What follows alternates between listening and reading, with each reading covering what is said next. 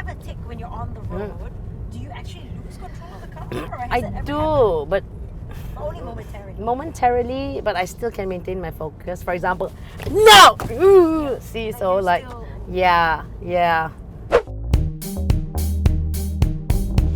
So today I'm here with you, Anne, and it's really nice to meet you again. I met you briefly a few days ago. And tell me a bit more about yourself and just remind our listeners and viewers what you like, about your name, your condition, how you've lived with it all your life.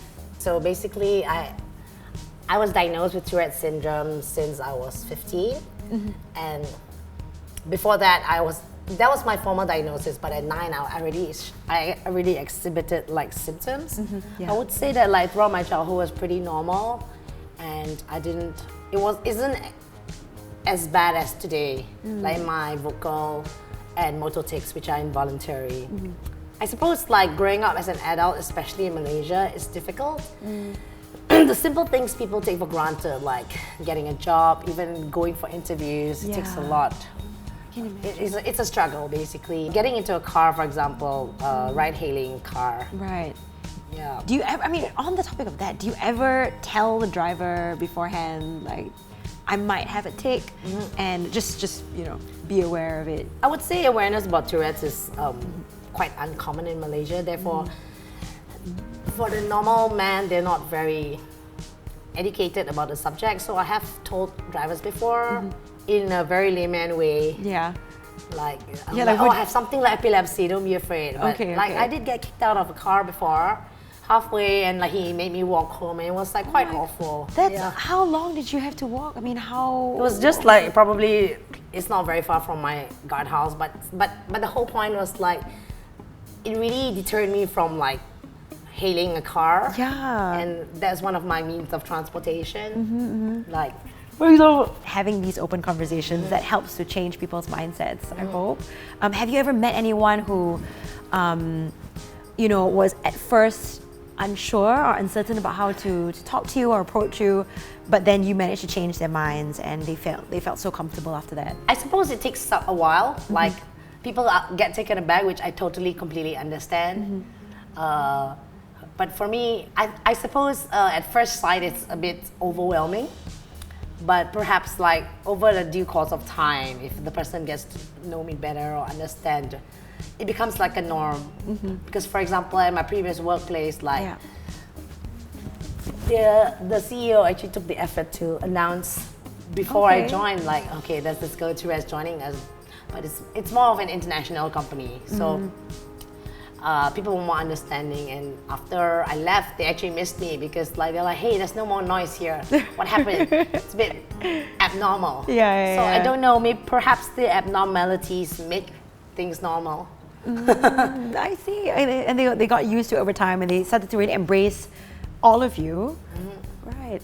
Well, tell us. We're actually at your office right now. Yeah, this is my office per se. Right. So tell us what you do.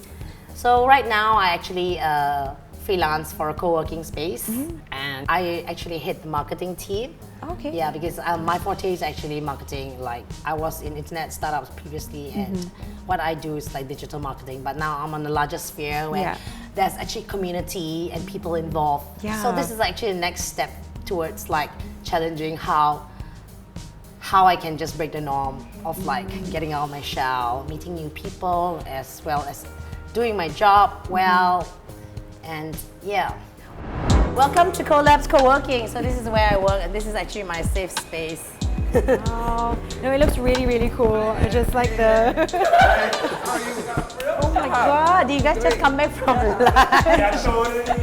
Yeah, show us around. Show us this really cool space. Okay, let's start.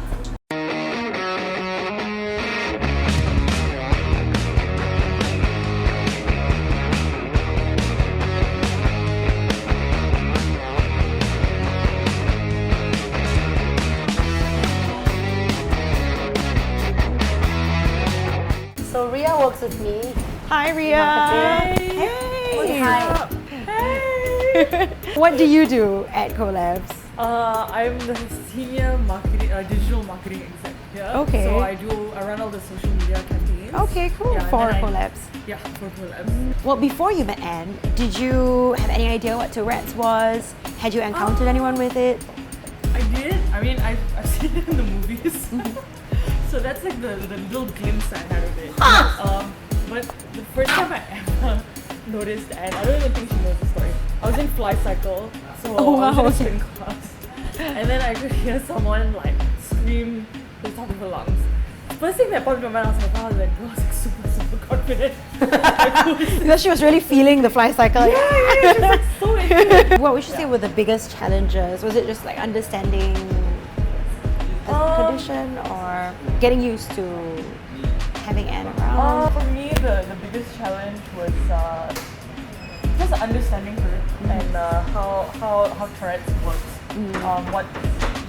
What sets her kicks off. So I realized that when she's under stress, it sets off quite a lot. But once I understood that, it was like small little things. Once I really understood what it like how it sets her off, then I'll try and manage it in that way. Like, okay, this is gonna set it off. How am I gonna kind of deal with this in another way? Okay, yeah.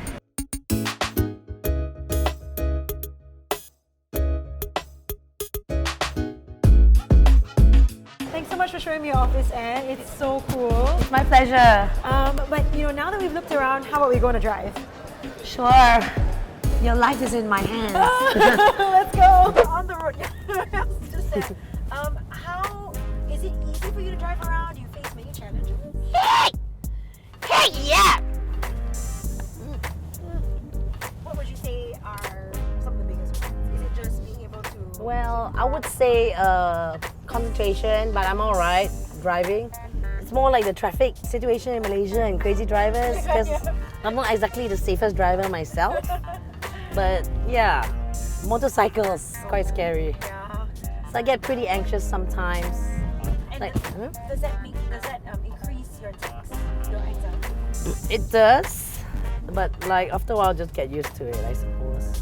Yeah, I suppose it's something where it's an involuntary thing, but my conscience, I'm very conscious about everything. Like, for example, people always say that, am I aware of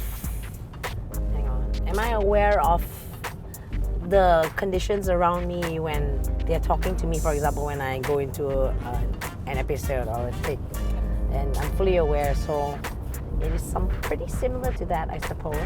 Have you ever sort of like driven past like a roadblock? Yeah, I have. I'm like, oh my god, and keep quiet, calm down, act normal. Because that's like my biggest fear, being alone and caught in the car and like being dragged to the police station. And I got to call for someone to vouch for my sanity. So I'm like, oh no! Yeah. So just always gotta hope that, fingers crossed, you don't run into any situations Yes. like that. Yeah. Wow. I just wanted to thank you for taking the time to share your whole day with us. It's been really nice just seeing you so comfortable and happy in your workspace and with your colleagues and everything. So thank you for sharing that with us.